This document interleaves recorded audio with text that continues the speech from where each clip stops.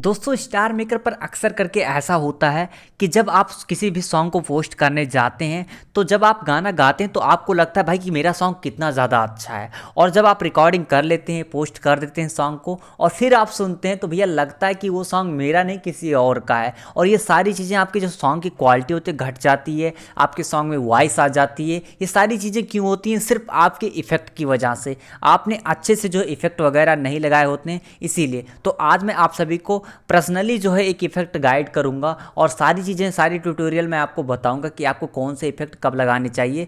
सो इसीलिए इस वीडियो को कंप्लीट वॉच करना मेरे भाई। फिलहाल के लिए मैं बता दूं, मेरा नाम है शिवशंकर मिश्रा और आप देख रहे हो मिश्रा ट्रिक चैनल। तो यहाँ पर आज मैं आप सभी को सेटिंग बताने वाला हूँ कि कौन सा इफेक्ट आपको ट्राई करना चाहिए और कौन से गाने पर आपको लगाना चाहिए। तो चलो फिर वीडियो को स्टार्ट करते हैं। तो यहाँ पर देखो दोस्तों, मैं सबसे पहले यहाँ पर एक सॉन्ग ड्राफ्ट किया हूँ, मैं गाया नहीं उसको, बस आपको मैं सेटिंग बताऊँगा।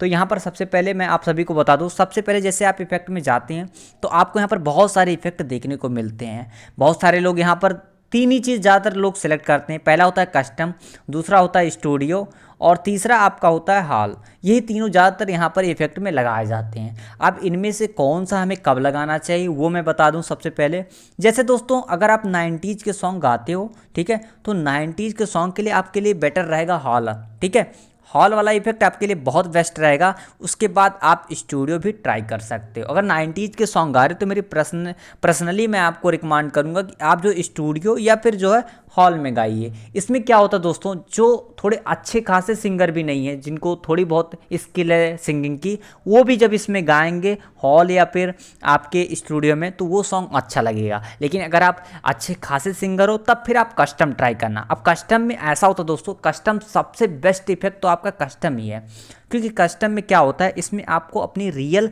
वॉइस जो है समझ में आती है। ठीक है, ऐसा नहीं है जैसे आपका स्टूडियो में आपकी जो है ऐसा लगेगा आप किसी रूम के अंदर या फिर बहुत सारी स्टूडियो में हो, आपकी आवाज़ थोड़ी सी गूंजेगी, और हॉल में तो और भी ज़्यादा। ठीक है, तो यहाँ पर आप जैसे नॉर्मल अगर आप सिंगर हो तो आप या हॉल ट्राई कीजिए या फिर आप जो है स्टूडियो ट्राई कीजिए।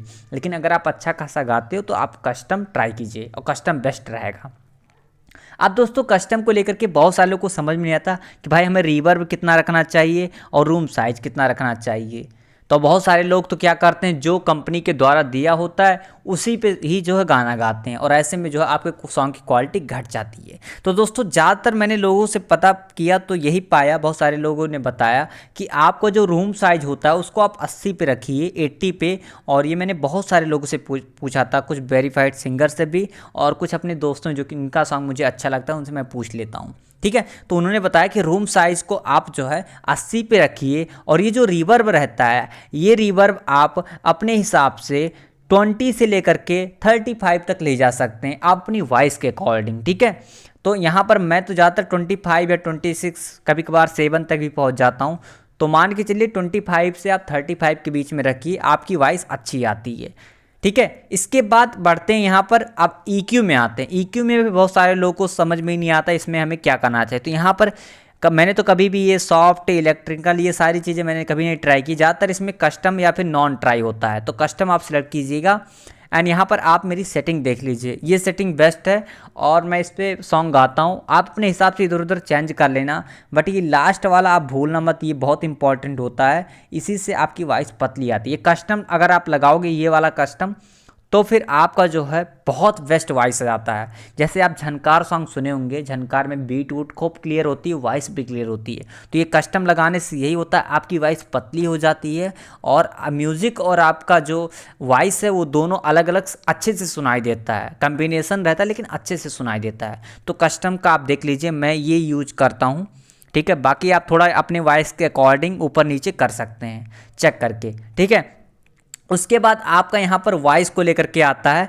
तो वॉइस से पहले मैं माइक्रोफोन को यहाँ पर कहना चाहूँगा। तो यहाँ पर बहुत सारे लोग ऑर्डिनरी हेडफोन करते हैं, बट मैं यहाँ पर वोकल ट्राई करता हूँ, और बहुत सारे लोग इको वाला भी करते हैं, लेकिन यहाँ पर वोकल मैं ट्राई करता हूँ। और वोकल में मैं अपना वॉल्यूम रखता हूँ, बहुत सारे लोग वॉल्यूम क्या करते हैं 90 मतलब 95 98 इतना रखते हैं। इतना नहीं रखना चाहिए। मेरे हिसाब से आपको जो है वॉल्यूम को अपने वॉइस वाले को कम से कम 75 या 70 या 80 के समथिंग आप रख सकते हो, और म्यूजिक को आप ओनली 50 रखिए। बहुत सारे लोग 90 तक म्यूजिक कर देते, उतना नहीं करना चाहिए। ठीक है, इतना आप रखो करो 50 पे रखिए। और ये डी नॉइज़ को आप 1 पे भी रख सकते हो या 2 पे रख दो। 2 पे रखोगे तो और भी अच्छा रहेगा, वरना 1 आप कर सकते हो। और अपने हिसाब से अगर बाहरी वॉइस ज़्यादा इंक्लूड है आपके सॉन्ग रिकॉर्डिंग में तो आप यहाँ पर हाई भी कर सकते हो, वरना आप 1 या 2 कीजिए यहाँ पर, ठीक है।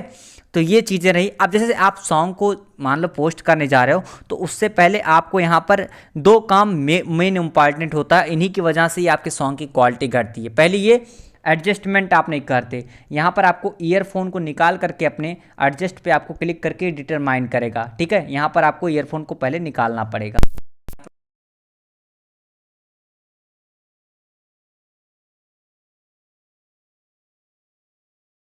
ठीक है। तो यहाँ पर देखिए आपकी वॉइस और इसको एडजस्ट हो जाएगा यहाँ से।